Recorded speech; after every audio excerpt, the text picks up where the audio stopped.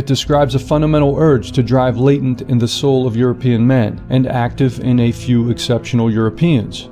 The Faustian urge in our race says to us, "Thou shalt not rest or be content, no matter what thy accomplishments. Thou must strive all the days of thy life. Thou must discover all things, know all things, master all things."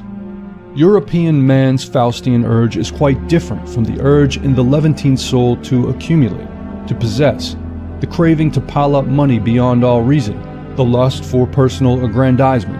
And it is, of course, antithetical to what might be called the mañana spirit of the Latin peoples, which says to them, enjoy life, don't hurry, you don't need to know what lies beyond the next ridge.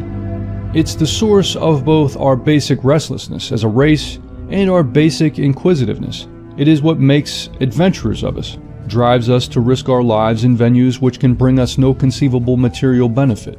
Something which is totally foreign to other races, accustomed to judging everything according to its utility only.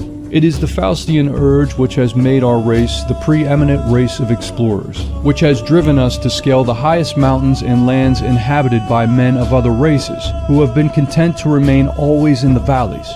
It is what, more than intellect alone, has made us likewise the preeminent race of scientists, especially in those days before the practice of science became a well-paid profession. It is what sent us to another world, and has us now reaching for the stars.